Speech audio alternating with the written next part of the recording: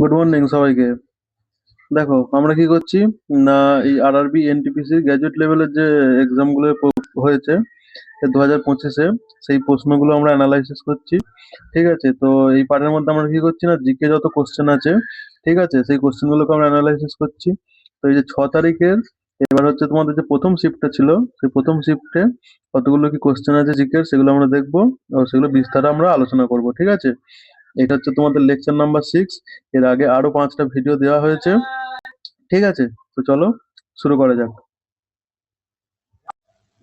দেখো, প্রথম প্রশ্ন কি বলেছে না, what happen when an Indian citizen renounces their citizenship. একজন ভারতীয় নাগরিক যখন তার নাগরিকত্ব ত্যাগ করেন তখন কি ঘটে? ঠিক আছে, কি হবে না, অপশন 3 আমাদের রাইট অ্যান্সার হয়ে যাবে কি, দে লুজ দেওয়ার ইন্ডিয়ান সিটিজেনশিপ। তারা তাদের ভারতীয় নাগরিকত্ব হারায়। কি বলেছে না, when an Indian citizen voluntary মানে তার নিজের ইচ্ছায় রিনাউন্সেস দেওয়ার citizenship under the citizenship act 1955। যখন একজন ভারতীয় নাগরিক 1955 সালের নাগরিকত্ব আইন অনুসারে স্বেচ্ছায় তার নাগরিকত্ব ত্যাগ করেন, তখন তিনি আর ভারতীয় নাগরিক থাকেন না। এর জন্য স্বয়ংক্রিয়ভাবে কোনো জরিমানা হয় না, কোনো কূটনৈতিক মর্যাদা পাওয়া যায় না, এবং এটি নিশ্চিতভাবে জাতীয়তাবাদের ক্ষেত্রে একটি আইনি পরিবর্তন ঘটায়। সিটিজেনশিপ অ্যামেন্ডমেন্ট অ্যাক্ট 2019 কি বলেছিল না, কি হয়েছিল না, নাগরিকত্ব সংশোধন আইন 2019 এটা কি বলেছিল না, নাগরিকত্ব সংশোধনী আইন বা সিএএ 2019 হলো ভারতীয় সংসদ কর্তৃক 1955 সালের নাগরিকত্ব আইন সংশোধন করার জন্য পাস করা একটি আইন। এটি প্রতিবেশী দেশগুলো থেকে আসা নির্দিষ্ট কিছু নির্যাতিত সংখ্যালঘুদের জন্য ভারতীয় নাগরিকত্ব লাভের একটি বিশেষ পথ প্রদান করে। ঠিক আছে, কি বলেছে না, সিএএ এই সিটিজেনশিপ অ্যামেন্ডমেন্ট অ্যাক্টে তিনটি দেশের কি কি তিনটি দেশ না, এই পাকিস্তান, আফগানিস্তান এবং বাংলাদেশ, তিনটি দেশের 6টি ধর্মীয় সম্প্রদায়ের অবৈধ অধিবাসীদের জন্য, যেমন হচ্ছে এই পাকিস্তান, আফগানিস্তান, বাংলাদেশ, এই দেশ থেকে যদি কোনো হিন্দু, শিখ, বৌদ্ধ, জৈন, পার্সি এবং খ্রিস্টান ভারতবর্ষে আসে, তো তাদের সিটিজেনশিপ ভারতীয় নাগরিকত্ব দেওয়ার জন্য এই আইনটা আনা হয়েছিল। ঠিক আছে, এই ব্যক্তিদের এবার যাদের ঘরে দেয়া হবে সিটিজেনশিপ বা ভারতের নাগরিকত্ব, সেই ব্যক্তিদের অবশ্যই 31শে ডিসেম্বর 2014 বা তার আগে ভারতে প্রবেশ করতে হবে। ঠিক আছে, এর আর কি কি প্রধান বৈশিষ্ট্যগুলো ছিল, নাগরিকত্বের জন্য বসবাসের প্রয়োজনীয় সময় কমিয়ে দেয়, 11 বছর থেকে 5 বছর করা হয়েছে। নাকি নাগরিকত্বের জন্য বসবাসের প্রয়োজনীয় সময় কমিয়ে, এটা 11 বছর, আগে ছিল 11 বছর, এখন কত করা হয়েছে না 5 বছর করা হয়েছে। মানে 5 বছর ভারতে থাকলেই সেটা তার ভারতীয় নাগরিক হয়ে যাবে। ঠিক আছে, শুধুমাত্র ধর্মীয় সংখ্যালঘুদের জন্য প্রযোজ্য, যারা নির্যাতনের শিকার। ঠিক আছে, এই মুসলমান বা অন্যান্য দেশের অভিবাসীদের জন্য এটি প্রযোজ্য নয়। ঠিক আছে, সিএ নিম্নলিখিত প্রযোজ্য নয়। ষষ্ঠ তফসিলভুক্ত এলাকা যেমন হচ্ছে আসাম, 6 শিডিউলের যে জায়গাগুলো আছে যেমন আসাম, মেঘালয়, মিজোরাম, ত্রিপুরা, এইসব জায়গায় এই সিএএ কার্যকর হবে না। ঠিক আছে, এছাড়াও ইনার লাইন পারমিট যেসব রাজ্যসমূহগুলো আছে, যেমন অরুণাচল প্রদেশ, নাগাল্যান্ড, মিজোরাম, মণিপুর, এইগুলোতেও কি না, এগুলো প্রযোজ্য হবে না। ঠিক আছে, এরপরে কি বলেছে না, এটাকে নিয়ে কি কি ক্রিটিসিজম এবং কন্ট্রোভার্সি হয়েছিল না, কি বলা হয়েছিল না, citizens for being religious base, মানে সিটিজেন করা হচ্ছে কি রিলিজিয়াস বেসে। কি করা হচ্ছে না, তুমি হিন্দু, জৈন, এদের ঘরে তুমি এই যে যেমন হচ্ছে এই যে মুসলমান বাদে অন্যান্য যেসব যেগুলো ছিল, যেমন কি হিন্দু, শিখ, বৌদ্ধ, জৈন, পার্সি, খ্রিস্টান, এদের ঘরে সিটিজেনশিপ দেওয়া হচ্ছে, আর মুসলিমদের ঘরে দেওয়া হচ্ছে না। তো এই জন্য এটাকে নিয়ে ক্রিটিসিজম হয়েছিল, criticism for being religious base, protest against violation and article 14 right to equality. এই রাইট টু ইকুয়ালিটি আর্টিকেল 14 এর এটা উল্লঙ্ঘন করছে বলছে, এইভাবেও সেটার ক্রিটিসিজম হয়েছিল। এবার এখানে দুটো টার্ম উঠে এলাম কি, 6 শিডিউল আর কি না ইনার লাইন পারমিট। এগুলো কি আমরা দেখে নেবো। 6 শিডিউল কি, এটা হচ্ছে একটা special constitutional provision to protect tribal এরিয়াগুলোকে প্রোটেক্ট করা। কি সেগুলো যেমন হচ্ছে আসাম, মেঘালয়, মিজোরাম এবং Tripura, by giving them autonomous council. এগুলোতে কি বিশেষ বিশেষ সাংবিধানিক বিধান দিয়ে এইগুলোকে সুরক্ষা দেওয়ার জন্য এগুলো করা হয়েছে, ঠিক আছে, ষষ্ঠ তফসিলে। আর ইনার লাইন পারমিট কি, special permit required for non resident to enter certain north eastern state to protect local culture and promotion and population. তো সেইখানে উত্তর পূর্ব কিছু রাজ্য আছে যেগুলোতে কি, যেমন হচ্ছে অরুণাচল প্রদেশ, নাগাল্যান্ড, মিজোরাম, মণিপুর, এই রাজ্যগুলোতে অন্য রাজ্য থেকে যেতে হলে বা থাকতে হলে একটা পারমিট নিতে হয়। সেই পারমিটটাকে বলছে ইনার লাইন পারমিট। ঠিক আছে, পরের প্রশ্ন দেখবো। পরের প্রশ্ন 2 নম্বর প্রশ্ন আমার কি বলেছে না, which of the following characters is not allow to A file name when renaming in Windows. আচ্ছা, উইন্ডোজে ফাইল রিনেম বা অন্য নাম দেওয়ার সময় নিম্নলিখিত কোন অক্ষরগুলি ফাইলের নামে ব্যবহার করা অনুমোদিত নয়? হাইফেন, আন্ডারস্কোর, কোশ্চেন মার্ক, না হ্যাজ। ঠিক আছে, এই কোশ্চেন মার্কটা দেওয়া যাবে না, তাহলে অ্যান্সার আমার কি হয়ে যাবে না, অপশন 3। কি কি না, উইন্ডোজ ফাইলের নামে এই অক্ষরগুলো থাকতে পারে না। কি কি না, এই যে রয়েছে, এই যে স্ল্যাশ, তারপরে হচ্ছে এই যে এইগুলো রয়েছে, এইগুলোকে দেওয়া যাবে না। ঠিক আছে, ফাইলের নামে কি কি না, হাইফেন, আন্ডারস্কোর এগুলো দেওয়া যাবে। ঠিক আছে, হ্যাশ দেওয়া যাবে, কিন্তু কি প্রশ্নবোধক চিহ্ন এটি দেওয়া যাবে না। ঠিক আছে, পরের প্রশ্ন দেখবো। পরের প্রশ্ন কি বলেছে না, Kanishka the Kushan ruler was A patron of which religion. Kushan শাসক কনিষ্ক কোন ধর্মের পৃষ্ঠপোষক ছিল? কোন ধর্মের না, বুদ্ধিজম। তিনি ছিলেন কি, বুদ্ধিজমের পৃষ্ঠপোষক। ঠিক আছে, কি বলছে, Kanishka the famous Kushan ruler, কি Kanishka the famous Kushan ruler আর was great patron of Buddhism. He supported Mohayan Buddhism and convened the fourth Buddhist council in Kashmir. ঠিক আছে, এবার বৌদ্ধ ধর্ম সম্বন্ধে আমরা কি কি জেনে নেবো এক্সাম পয়েন্ট অফ ভিউতে, যেগুলো আমাদের জন্য কি খুবই ইম্পর্টেন্ট। প্রশ্নের সঙ্গে সঙ্গে আমরা এই রিলেটেড যেসব টার্ম গুলো আসবে বা ঠিক আছে, যেগুলো ইম্পর্টেন্ট সেইগুলো আমরা এখানে দিয়ে দেবো। তো তোমরা এইগুলো ক্লাস করতে করতে কি করবে না, এখান থেকে নোট করতে আরম্ভ করবে। এই নোটগুলো করলে কি হবে, তোমাদের যখন রিভাইজ করবে তখন তোমাদের কি সুবিধা হবে, খুব কম সময়ে তোমাদের রিভিশন কমপ্লিট হয়ে যাবে। তাই জন্য নোট টেকিংটা খুবই ইম্পর্টেন্ট। ঠিক আছে, তো চলো বুদ্ধিজম সম্বন্ধে আমরা জেনে নেবো। বুদ্ধিজম কি, বুদ্ধিজমের প্রতিষ্ঠাতাকে না, গৌতম বুদ্ধ। প্রতিষ্ঠাতা গৌতম বুদ্ধের কোথায় জন্ম হয়েছিল, লুম্বিনী, নেপালে। ঠিক, এটার মূল শিক্ষা কি ছিল, মধ্যপন্থা অবলম্বনের মাধ্যমে দুঃখের অবসান। এটা এটা ছিল কি, কোড টেকনিক, কোড টিচিং কি ছিল, end of suffering through middle path, four Nobel truth বা হচ্ছে 4টে আর্য সত্য ছিল এই বুদ্ধিজমে। কি কি না, লাইফ ইনভলভ সাফারিং। ঠিক আছে, কি না, জীবন, জীবনে দুঃখ আছে, আকাঙ্ক্ষা দুঃখের কারণ, desire causes suffering, suffering can end, দুঃখের অবসান সম্ভব, eightfold path leads it to end, এই অষ্টাঙ্গিক মার্গ এর অবসাদের পথ দেখায়। ঠিক আছে, এবার এই অষ্টাঙ্গিক মার্গ কি না, eight fold path. Eight fold path কি না, রাইট ভিউ। ঠিক আছে, রাইট ভিউ কি, সম্যক দৃষ্টি, তারপরে কি through thought, right view, right thought, right speech, right action, right livelihood, effort, mindfulness and concentration. এর গোল কি ছিল বুদ্ধিজমের না, নির্বাণা। নির্বাণা মানে কি, freedom from rebirth and suffering. ঠিক আছে, আর এদের কি, no believe in caste system. Buddhism কোনো কাস্ট সিস্টেমে বিলিভ করতো না। এর মেজর সেক্ট গুলো কি কি ছিল, বা এর প্রধান ভাগগুলো কি কি ছিল, একটা হচ্ছে হিনিয়ান আর একটা হচ্ছে কি, মহায়ান। ঠিক আছে, আর হিনয়ান কি, হিনয়ান হচ্ছে ওল্ডেস্ট ফর্ম অফ বুদ্ধিজম, এটি কি বৌদ্ধ ধর্মের প্রাচীনতম রূপ। এই হিনয়ানে ধর্মগ্রন্থগুলো কি পালি ভাষায় রচিত। এই হিনয়ান কোথায় কোথায় আছে, মেনলি শ্রীলঙ্কা, মায়ানমার, থাইল্যান্ডে এগুলো প্রচারিত হয়। আর এই হিনয়ানে কি কোনো মূর্তি পূজা নেই। ঠিক আছে, আর মহায়ান কি, মহায়ান ডেভেলপড লেটার, এটি পরে বিকশিত হয়েছে। ধর্মগ্রন্থ সংস্কৃত ভাষায় রচিত। আচ্ছা, হিনয়ানে কি, পালি ভাষায়।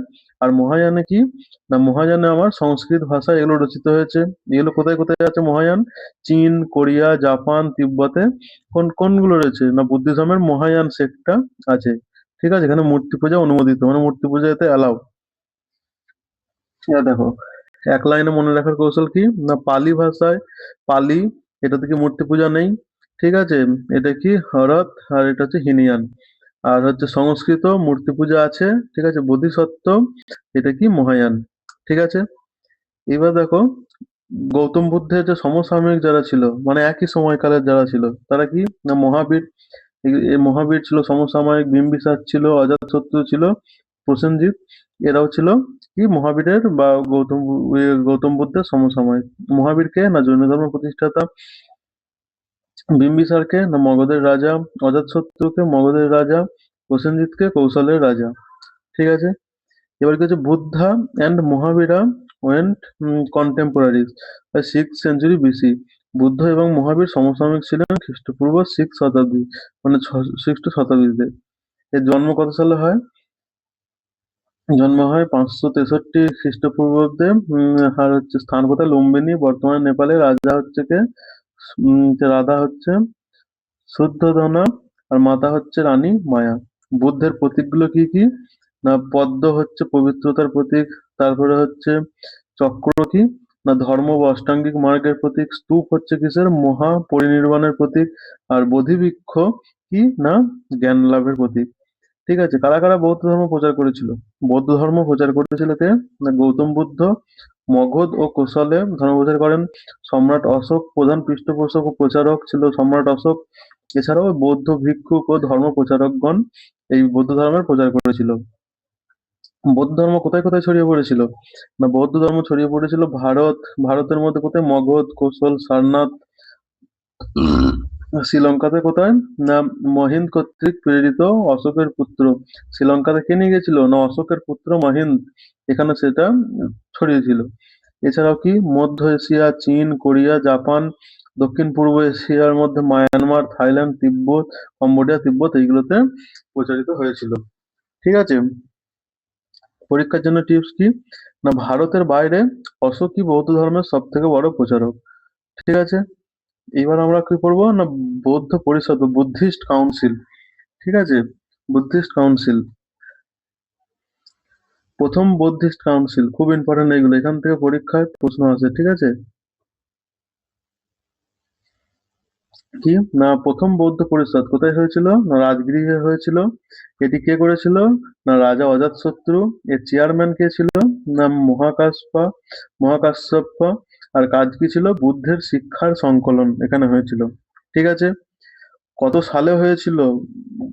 কোথায় হয়েছিল? আর কে রাজা ছিল? চেয়ারম্যান কে ছিল? আর সেখানে কি কাজ হয়েছিল? খুব ইম্পর্টেন্ট এইগুলো। ঠিক আছে? পরীক্ষাতে বারবার এই প্রশ্নগুলো আসে। আর দ্বিতীয় বুদ্ধিস্ট কাউন্সিল কোথায় হয়েছিল? না বৈশালীতে হয়েছিল। সেখানে পৃষ্ঠপোষক কে ছিল? সেখানের প্যাট্রন কে ছিল? না রাজা কালশোক। আর সেখানে ফলাফল কি হয়েছিল? হিনিয়ান ও মহাযানে বিভক্ত হয়েছিল। হিনজান ও মহাযানে কোথায় বিভক্ত হয়েছিল? না বৈশালীতে সেকেন্ড বুদ্ধিস্ট কাউন্সিলে। ঠিক আছে? কত সালে হয়েছিল? 383 তে। কি ছিল?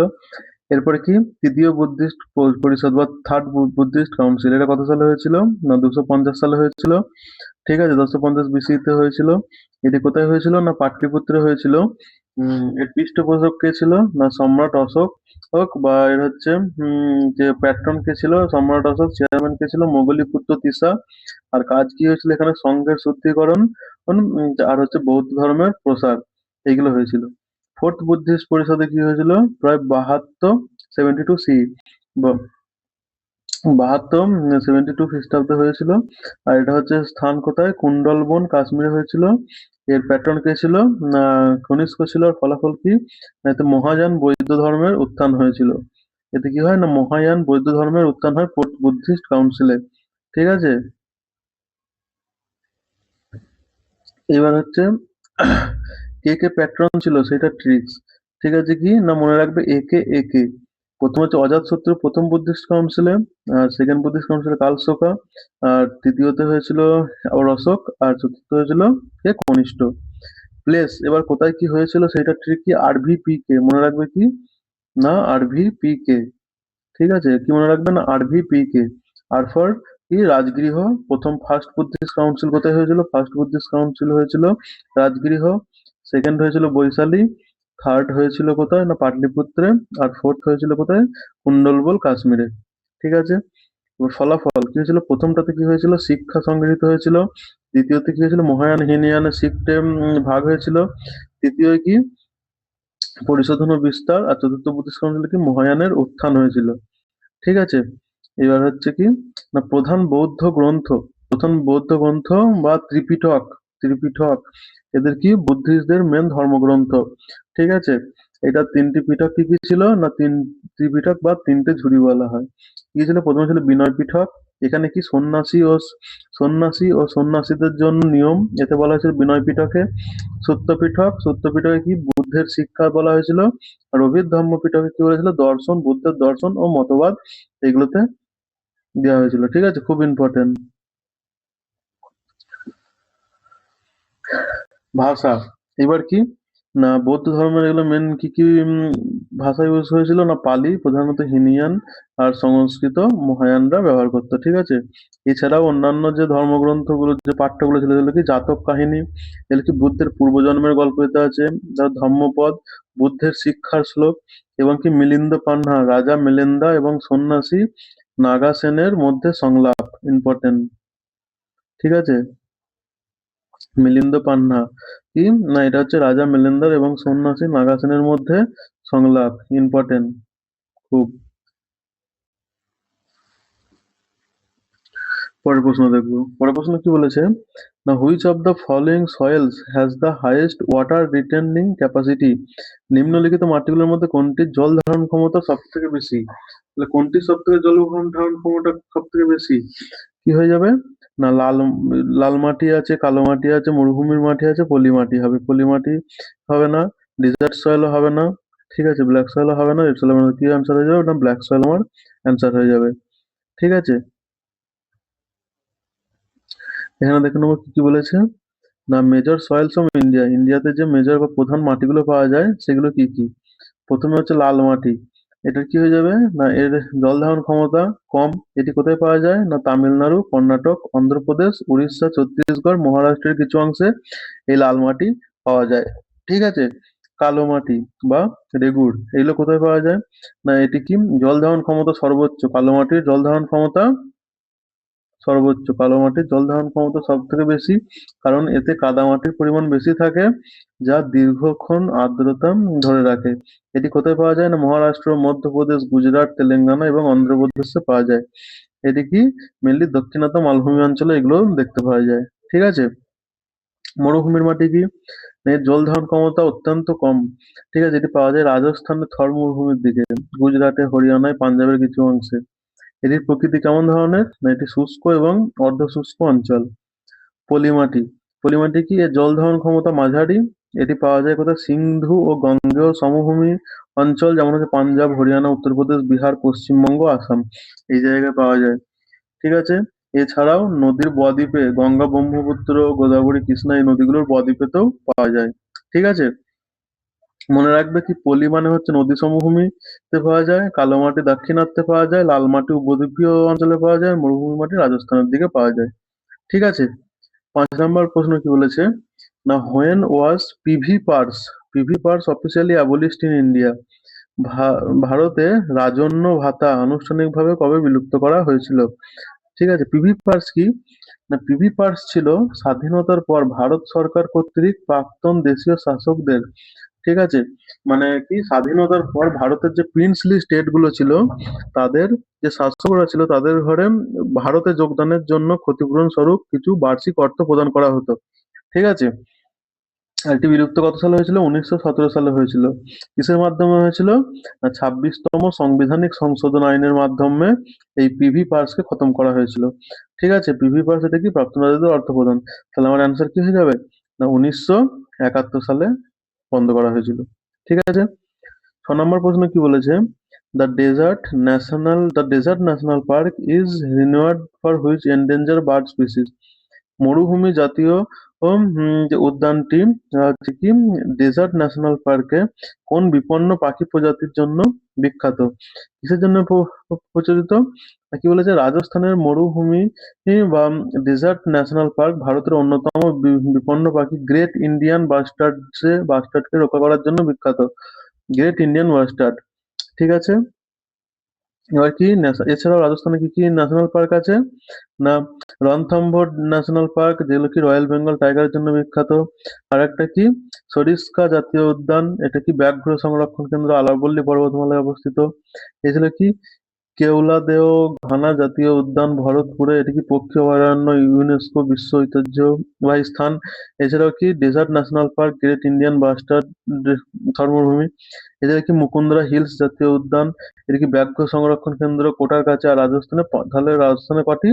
না, 5টি জাতীয় উদ্যান রয়েছে। ঠিক আছে, পরের কোশ্চেন দেখবো। পরের কোশ্চেন কি বলেছে? না, what was the main reason for protest against the Simon Commission in 1928?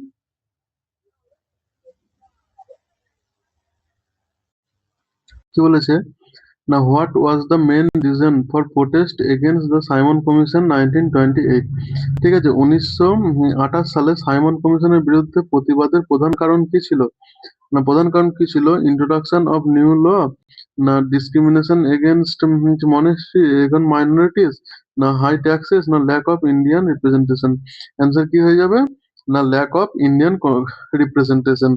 ঠিক আছে, কি বলছে? না, Simon commission was formed to review the working of the government of India act 1999 and to suggest the constitutional reforms for India.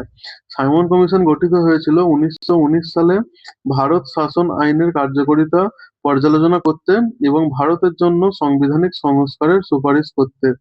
ঠিক আছে, এই Simon commission কি ছিল? না, 1919 সালে ভারতের শাসন আইন পর্যালোচনা করার জন্য প্রেরিত একটি ব্রিটিশ কমিশন। এটি 1927 সালে ভারতে আসে। এর চেয়ারম্যান কে ছিল স্যার জন সাইমন। এর সদস্যের মধ্যে সকলেই ছিল ব্রিটিশ, কোনো ভারতীয় সদস্য ছিল না। এর মধ্যে কি কোনো ভারতীয় সদস্য ছিল না, কোনো ভারতীয় প্রতিনিধিত্ব ছিল না, যা ভারতীয়দের ক্ষুব্ধ করেছিল, যা কি না ভারতীয়দের ক্ষুব্ধ করেছিল। এর ফলে সাইমন ফিরে যাও বা সাইমন গো ব্যাক এক স্লোগান সহ দেশব্যাপী প্রতিবাদ শুরু হয়। ঠিক আছে, এর পরবর্তীতে কি হয়েছিল? না, এর পরবর্তীতে প্রতিবাদের সময় লালা লাজপত রায়কে লাঠি মারা হয়। এর ফলে কি লালা লাজপত রায় আহত হয় এবং পরে মারা যান। ভারতীয়রা তাদের নিজস্ব সংবিধান পরিকল্পনা তৈরি করে। নেহেরু রিপোর্ট আসে 1928 সালে। স্বাধীনতা আন্দোলনের ঐক্য ও তীব্রতা বৃদ্ধি পায়। অবশেষে এর ফলস্বরূপ 1935 সালে ভারত শাসন আইন প্রণীত হয়। ঠিক আছে, এর ফলে কি হয়? Eventually led to Government of India Act 1935 আসে। 8 নম্বর প্রশ্নটা কি বলেছে? না, which one is not the method to search for and replace text in Microsoft Word? Microsoft ওয়ার্ডের টেক্সট খোঁজা এবং প্রতিস্থাপন করার পদ্ধতিগুলোর মধ্যে কোনটি সঠিক নয়? ঠিক আছে, অ্যান্সার কি হয়ে যাবে? অল্ট প্লাস এন্টার কি। ঠিক আছে, অল্ট প্লাস এন্টার কি, এই দুই, এটা সঠিক নয়, বাকিগুলো সঠিক। ঠিক আছে, তারপরে কি বলেছে? How many recognised style of Vedic recreation বা বৈদিক পার্টস আর দেয়ার? বৈদিক মন্ত্র পাঠের স্বীকৃতি শৈলী কয়টি রয়েছে? তাহলে কয়টি রয়েছে? না, কি বলেছে? না, বৈদিক পাঠ পদ্ধতি হলো কি বৈদিক মন্ত্র জপ করার বিশেষ পদ্ধতি। হাজার হাজার বছর ধরে বেদের সঠিক শব্দ উচ্চারণ এবং ক্রম সংরক্ষণ করার জন্য এগুলি তৈরি করা হয়েছিল। ঠিক আছে, কি এই পাঠ পদ্ধতির প্রয়োজন হয়েছিল কেন? না, বেদ কি মৌখিকভাবে প্রচারিত হতো। ঠিক আছে, প্রাথমিকভাবে কি কোনো লিখিতের রূপ ছিল না। মন্ত্রে কোনো ভুল বা পরিবর্তন এড়াতে বিভিন্ন ছন্দে পুনরাবৃত্তি নির্ভুলতা নিশ্চিত করতে এই মোট স্বীকৃত পাঠ রয়েছে 11টি। আমার অ্যান্সার কি হয়ে যাবে এখানে? 11 হচ্ছে কি how many recognise style of Vedic রীতি হচ্ছে যে পার্টস আর দেয়ার কতগুলো, না কতগুলি পাঠ আছে? না 11 বা 11টি পাঠ আছে। এর প্রধান পাঠ পদ্ধতিগুলো কি? না, সরল যেগুলো সেগুলো কি সংহিতা পাঠ। ঠিক আছে, এছাড়া কি পদ পাঠ, ক্রম পাঠ। আর জটিল পাঠগুলোর মধ্যে কি আছে? না জটা পাঠ আর ঘন পাঠ। অন্যান্য পাঠ যেমন কি মালা পাঠ, শিখা পাঠ, রেখা পাঠ, ধ্বজা পাঠ, দ্বন্দ্ব পাঠ আর রথ পাঠ। ঠিক আছে, পরের প্রশ্ন কি বলেছে? The India Bhutan boundary is primarily defined by which of this? Bharat Bhutan সীমান্ত প্রধানত নিচের কোনটির দ্বারা নির্ধারিত? ঠিক আছে, কি বলেছে? না, ইন্ডিয়া ভুটান বাউন্ডারি কি কি রয়েছে? মাউন্টেন অ্যান্ড টিটিস এবং মাউন্টেন্স এবং টিটিস এর মধ্যে রয়েছে, দ্বারা মাউন্টেন্স এবং টিটি দিয়ে এই ইন্ডিয়ার ভুটানের সীমান্ত নির্ধারণ করা হয়েছে। কি না, border follows the Himalayan mountain range which act as a natural boundaries. It is defined through treaties and agreements, not fencing. The boundary passes through Sikkim, West Bengal, Assam and Arunachal Pradesh. তাহলে কি India Bhutan border কি Himalayas plus টিটিস, no fencing, এখানের মধ্যে কোনো বেড়া নেই। What is the primary purpose of the American Standard Code of Information Interchange ASCII? এই ASCII নিয়ে তোমাদের ডিটেলসে আগের যে লেকচার ছিল লেকচার 5 এ, সেখানে তোমাদের ডিটেলসে আলোচনা করা হয়েছে, ঠিক আছে? ASCII কি, কি জন্য ব্যবহৃত হয়, এতে কি হয় না হয়, ঠিক আছে? তাই ASCII প্রাইমারিলি কিসের জন্য ব্যবহার করা হয়? কম্পিউটার, আমরা যে কথা বলছি, আমরা যেন কোনো ওয়ার্ড লিখছি বা কোনো নাম্বার লিখছি, সেইগুলো কম্পিউটার বোঝে না। কম্পিউটার সেইগুলোকে এই ASCII তে যে ভাষাটা কম্পিউটার বোঝে বা নাম্বার, এতে কি হয়, নাম্বার ইউজ করা হয়, ঠিক আছে? সেই নাম্বারে সেগুলোকে ভাগ করে নেয় বা কনভার্ট করে নেয়, তারপরে সেই অনুযায়ী সে আমাদের ঘরে অ্যান্সার দেয়, ঠিক আছে? তাহলে এর প্রধান উদ্দেশ্য কি? ইন্টারনেট ট্রান্সমিশনের জন্য ডেটা নিরাপদ এবং যে এনক্রিপশন সক্ষম করা না, অপারেটিং সিস্টেমের জন্য একটি গ্রাফিক্যাল ইউজার ইন্টারফেস ডিজাইন করা না, টেক্সট ভিত্তিক অ্যাপ্লিকেশনের জন্য একটি প্রোগ্রামিং ভাষা তৈরি করা না, এক এবং কি বলেছে, টেক্সট এবং কন্ট্রোল ক্যারেক্টারের উপস্থাপনার জন্য একটি প্রমিত কোড বা সেট সংজ্ঞায়িত করা। এইটা নাম্বার 4 অ্যান্সার হয়ে যাবে, ঠিক আছে? নাকি হোয়াট ইজ ASCII? ASCII হচ্ছে computers do not understand letters like A, B or A, capital A or small a, they understand numbers only. Computer A, B বা A এর মতো অক্ষর বোঝে না, তারা শুধু কি সংখ্যা বোঝে। ASCII হলো একটি নিয়মাবলী যা কম্পিউটারকে বলে A সমান 65, B সমান 66, স্মল a সমান হচ্ছে 97, O সমান হচ্ছে 48, এরকম ভাবে বলে, ঠিক আছে? সুতরাং যখন আপনি কোনো টেক্সট টাইপ করেন, ঠিক আছে, কম্পিউটার এই ASCII ব্যবহার করে অক্ষরগুলোকে সংখ্যায় পরিবর্তন করে।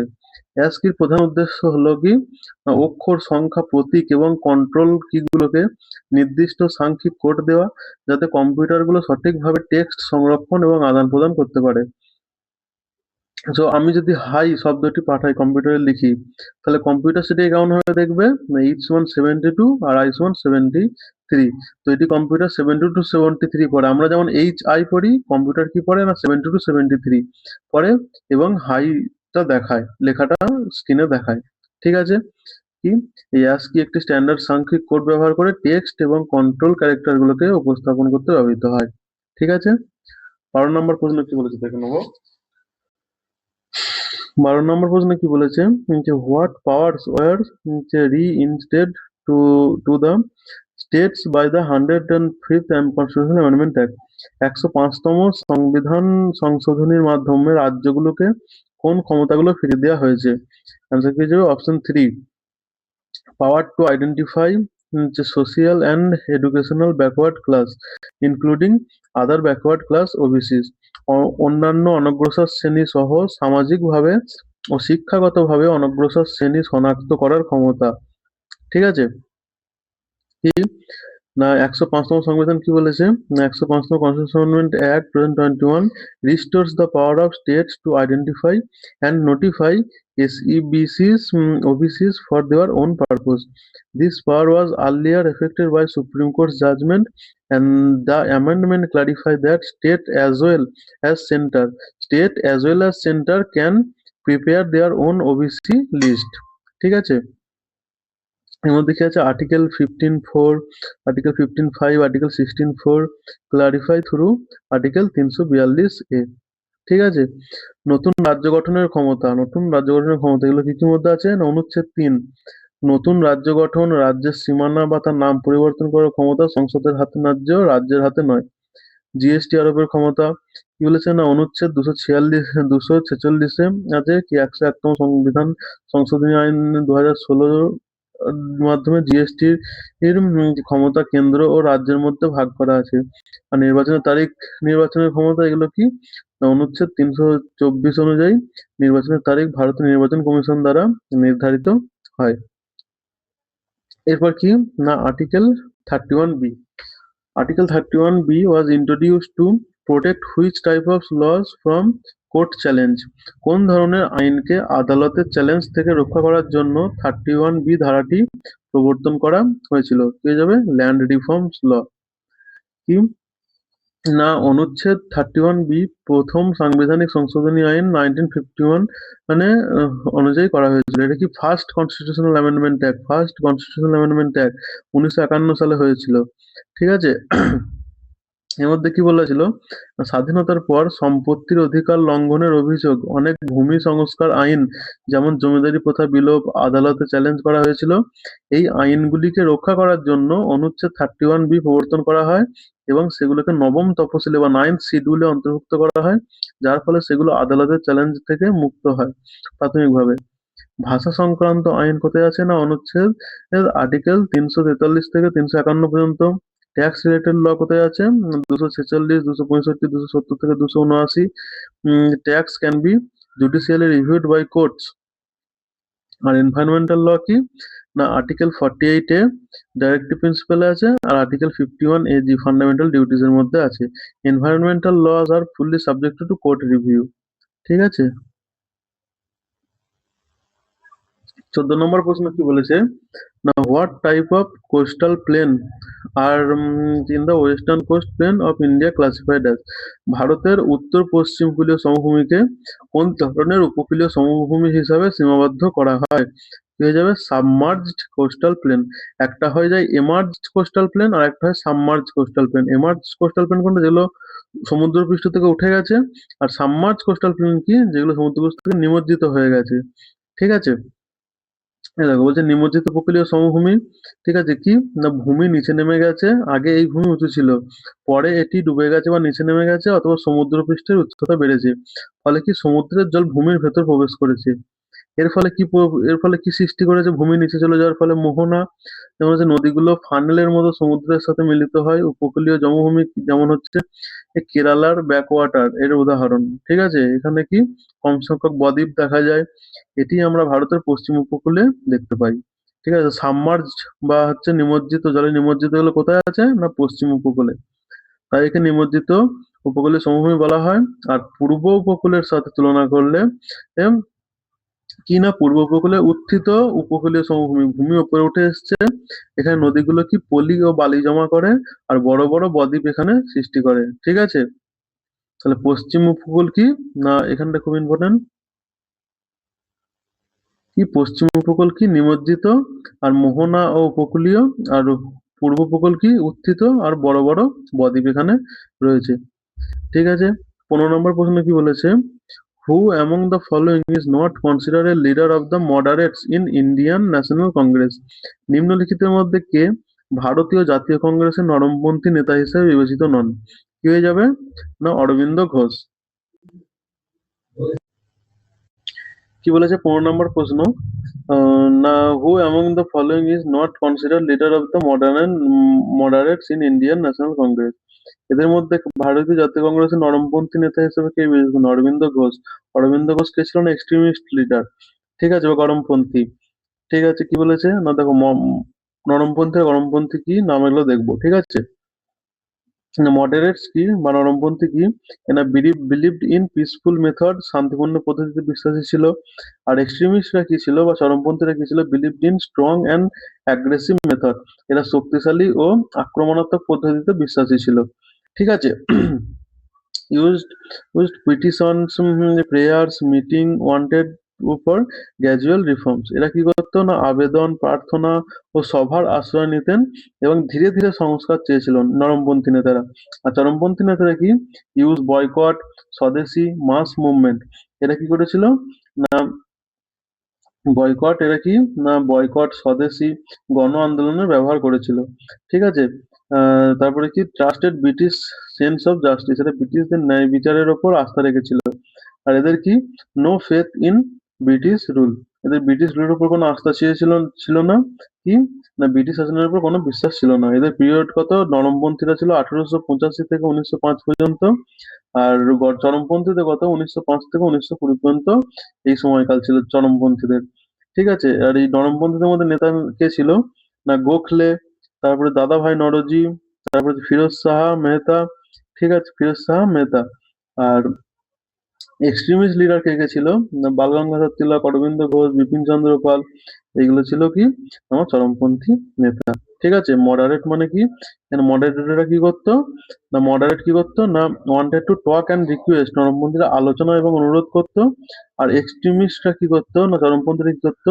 না পদক্ষেপ ও চাপ প্রয়োগ করতো। ঠিক আছে, 16 নম্বর প্রশ্ন কি বলেছে দেখে নেবো। 16 নম্বর প্রশ্ন কি বলেছে? না which of the following is correct way to start a new blank presentation in MS power point? MS পাওয়ার পয়েন্টে একটি নতুন ফাঁকা প্রেজেন্টেশন শুরু করার পদ্ধতি কি? না কারেক্ট মেথড কি? না কি বলছে? না অপশন নাম্বার 1 অ্যান্সার হয়ে যাবে প্রেস কন্ট্রোল প্লাস এন, একটি নতুন ফাঁকা প্রেজেন্টেশন শুরু করার পদ্ধতি।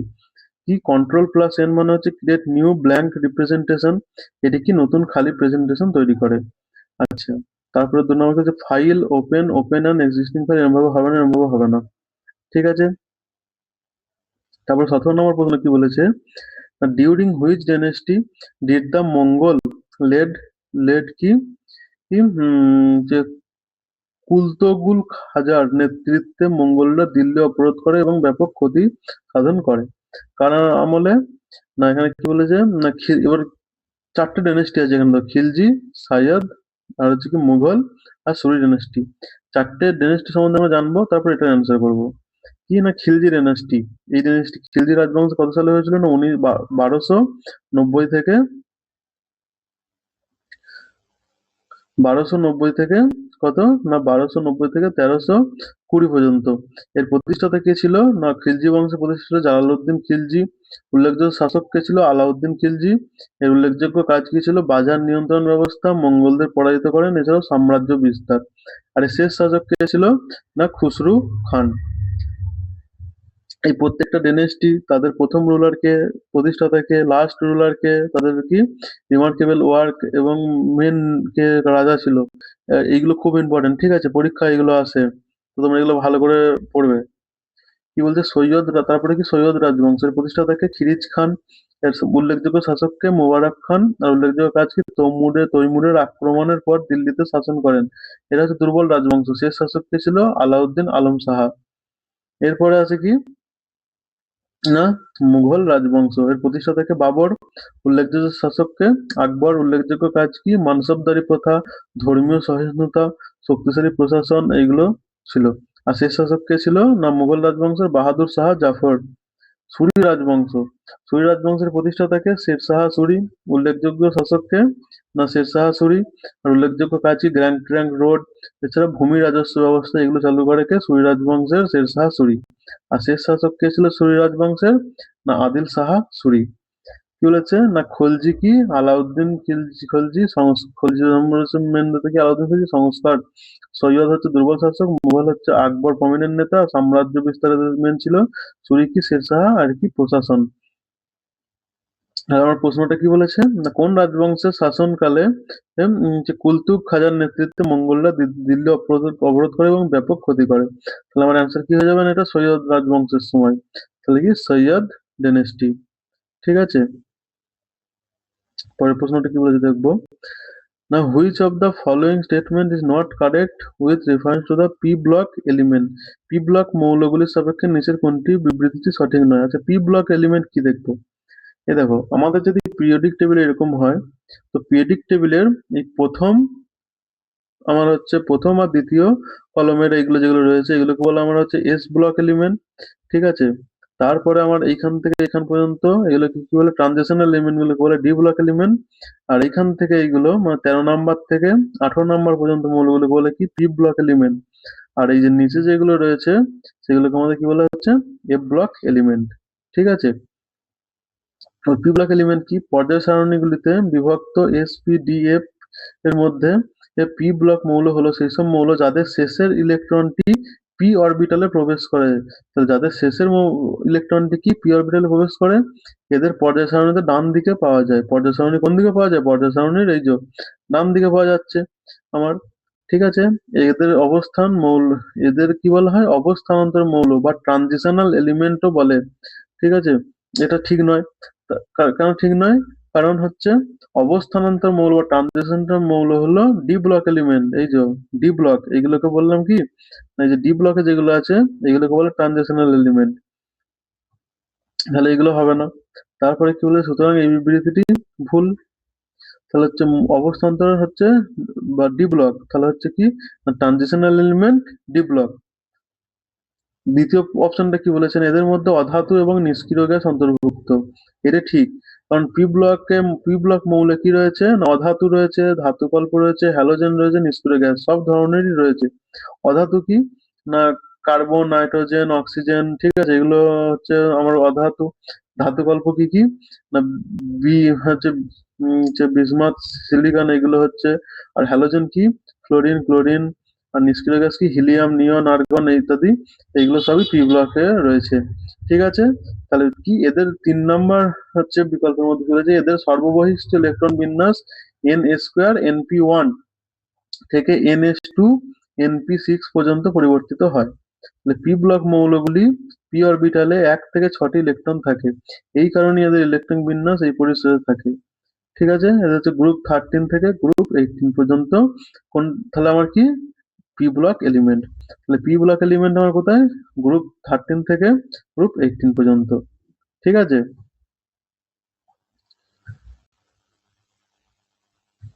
তো এই গ্রুপগুলোর মধ্যে কি কি রয়েছে না, 13 গ্রুপ বোরন গ্রুপ, 14 হচ্ছে কার্বন গ্রুপ, 15 হচ্ছে কি নাইট্রোজেন গ্রুপ, 16 হচ্ছে অক্সিজেন গ্রুপ, 17 হচ্ছে হ্যালোজেন গ্রুপ, 18 হচ্ছে নোবেল গ্যাসেস। ঠিক আছে, তারপরে প্রশ্ন কি বলেছে, 19 নম্বর প্রশ্ন, a patient lacking bile production would suffer from deficiency in absorption of পিত্তরস উৎপাদনে ঘাটতি থাকা একজন রোগী নিম্নলিখিত কোনটির শোষণে ঘাটতি হবে। কিসে ঘাটতি হলে পিত্তরস উৎপাদনে ঘাটতি হয়। ঠিক আছে, কি বলেছে না, কারেক্ট অ্যান্সার হয়ে যাবে কি আমার অপশন 4, ফ্যাট সলিউবল ভিটামিনস।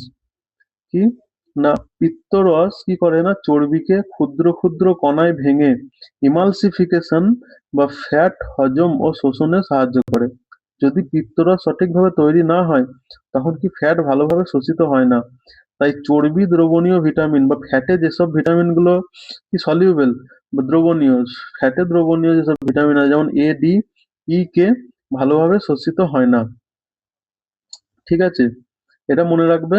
এটা কিভাবে মনে রাখবে যে কোনটা ফ্যাট সলিউবল ভিটামিন, এই যে ভিটামিন গুলো আছে আমাদের তার মধ্যে মনে রাখবে এই একটা পাত্র, এর মধ্যে কি আমার ফ্যাট আছে।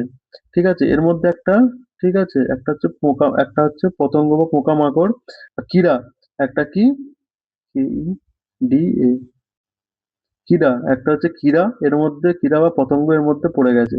তাহলে এর মধ্যে থেকে কি উঠতে পারছে না, এরকম ভাবে ইমাজিনেশন করবে। তাহলে কি না, ফ্যাট রয়েছে, ফ্যাটের মধ্যে কীরা একটা পড়ে গেছে, সেই কীরাটা উঠতে পারছে না। তাহলে হচ্ছে সেইগুলো হচ্ছে কি ফ্যাট সলিউবল ভিটামিন, যেমন কে মানে হচ্ছে vitamin K, vitamin E, vitamin D আর ভিটামিন এ।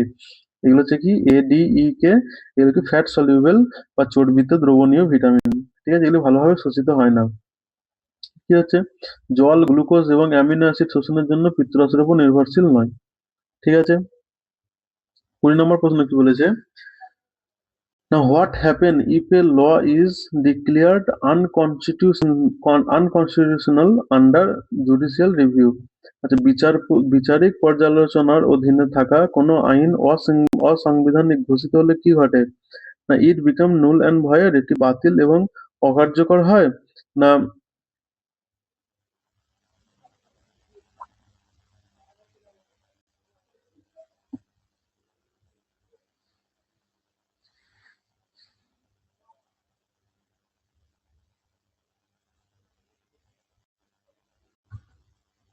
এটা কি হয়ে যাবে না, ইট বিকাম যে নুল অ্যান্ড ভয়েড, এটি বাতিল এবং অকার্যকর হয়। তাহলে কি বলছে না, বিচারিত পর্যালোচনার অধীনে কোনো আইন সাংবিধানিক ঘোষিত হলে সেটি কি বাতিল এবং অকার্যকর হয়। এবার মধ্যে দেখে নেবো যে জুডিশিয়াল রিভিউ কি বা বিচার বিভাগীয় পর্যালোচনা কি। এটা কি জুডিশিয়াল রিভিউ কি না, বিচার, যে judicial review is the power of the court, Supreme Court and High Court to examine laws and government actions and declare them invalid if they violates the constitution. আচ্ছা, কোনো সরকার যখন কোনো নিয়ম বানাবে তো সেইটা কি আমার না সুপ্রিম কোর্ট আর হাই কোর্ট সেইগুলোকে দেখবে, এক্সামিন করবে। এক্সামিন করার পরে দেখবে যে সেই লটা বা সেই আইনটা কি আমার কনস্টিটিউশন অনুযায়ী হয়েছে না কনস্টিটিউশন অনুযায়ী হয়নি। কনস্টিটিউশন অনুযায়ী যদি হয় তাহলে সেটা ভ্যালিড হবে, আর যদি না হয় তাহলে সেটা কি হয়ে যাবে, ইনভ্যালিড, ইনভ্যালিড নুল বা ইনভ্যালিড হয়ে যাবে। ঠিক আছে? আর এটা কি করে না, protects fundamental rights based on article 13, 32 and 226। ঠিক আছে? Under judicial review if court specially the supreme court or high court declare a law unconstitutional, যদি কোনো আইনকে আনকনস্টিটিউশনাল ঘোষণা করে, then that law loses its legal force, then তাহলে কি হবে, সেই আইনটা ইললিগাল হয়ে যাবে and can not be implemented, সেটাকে ইমপ্লিমেন্ট করা যাবে না। তাহলে আমাদের অ্যান্সার কি হয়ে যাবে, ইট বিকাম নুল অ্যান্ড ভয়েড। তারপর 21 নম্বর প্রশ্ন কি বলেছে না, when was the protection and improvement of environment and safeguarding of forest and wildlife as a directive added in the Constitution of India? পরিবেশ সুরক্ষা এবং উন্নয়ন এবং বন বন্যপ্রাণী সংরক্ষণকে একটি নীতি নির্দেশমূলক নীতি হিসেবে ভারতীয় সংবিধানে কবে অন্তর্ভুক্ত করা হয়েছিল? 1976 সালে। কি না, পরিবেশ সুরক্ষা ও উন্নতি এবং বন ও বন্যপ্রাণী রক্ষা করাকে 1976 সালের 42তম সাংবিধানিক সংশোধনীর মাধ্যমে 48 অনুচ্ছেদের অধীনে রাষ্ট্রীয় নীতির একটি নির্দেশমূলক নীতি হিসাবে অন্তর্ভুক্ত করা হয়েছিল। তাহলে কি না, 48A অনুচ্ছেদ কি, পরিবেশ ও বন্য প্রাণী সুরক্ষা, 42তম সংবিধান সংশোধনী।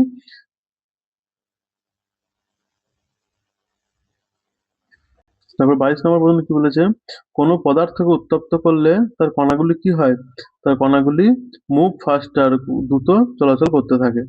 কি, যখন কোনো পদার্থকে গরম করা হয় তখন এটি শক্তি লাভ করে, এই শক্তির কারণে কণাগুলি দ্রুত গতিতে চলতে শুরু করে কারণ তাদের গতিশক্তি বৃদ্ধি পায়। ঠিক আছে? 23 নম্বর প্রশ্ন কি বলেছে, ভারতে বায়ুর দিকের ঋতুভিত্তিক পরিবর্তনে কোন কারণটি সবচেয়ে প্রভাবশালী ভূমিকা পালন করে? ল্যাটিটিউড, মনসুনাল প্রেসার সিস্টেম, না রিলিফ, না ওশিয়ান কারেন্ট? এটা অ্যান্সার কি হয়ে যাবে না, মৌসুমী বায়ুর চাপ, মনসুনাল প্রেসার আর সিস্টেম। কি, দ্য সিজনাল রিভার্সাল বলছে ভারতের বায়ুর দিকের ঋতুভিত্তিক পরিবর্তন মৌসুমী বায়ু প্রধানত বায়ু চাপের বা ঋতুভিত্তিক পরিবর্তনের কারণেই ঘটে। গ্রীষ্মকালে কি হয় না, স্থলভাগ দ্রুত উত্তপ্ত হয়, আর ভারতের উপর নিম্নচাপ বায়ু সমুদ্র থেকে স্থলের দিকে জমির দিকে প্রবাহিত হয়, দক্ষিণ পশ্চিম মৌসুমী বায়ু। আর শীতকালে কি হয় না, স্থলভাগ দ্রুত শীতল হয়, এর ফলে কি হয়, ভারতের উপর উচ্চচাপ বায়ু স্থল থেকে সমুদ্রের দিকে প্রবাহিত হয়, এটি হচ্ছে উত্তর পূর্ব মৌসুমী বায়ু। অক্ষাংশ, ভূপ্রকৃতি এবং সমুদ্র স্রোতের মতো অন্যান্য কারণগুলি সাহায্য করে, কিন্তু এর প্রধান নিয়ন্ত্রক হিসেবে কার্য করে কি, মৌসুমী বায়ুর প্রভাব, মনসুনাল প্রেসার সিস্টেম। ঠিক আছে? 24 নম্বর প্রশ্ন কি বলেছে, in Gond painting what is the traditional name given to the handmade brushes used by artist locally? Gond চিত্রকলায় শিল্পীদের দ্বারা স্থানীয়ভাবে ব্যবহৃত হাতে তৈরি তুলিটিকে ঐতিহ্যগতভাবে কি নামে ডাকা হয়? এটা কি হয়ে যাবে, অপশন 2, কুচি। গন্ড চিত্রকলায় শিল্পীরা ঐতিহ্যগতভাবে বাঁশের কাঠি, তুলা বা চুল দিয়ে তৈরি একটি হাতে তৈরি তুলি ব্যবহার করেন, যা স্থানীয়ভাবে কুচি নামে পরিচিত। ঠিক আছে?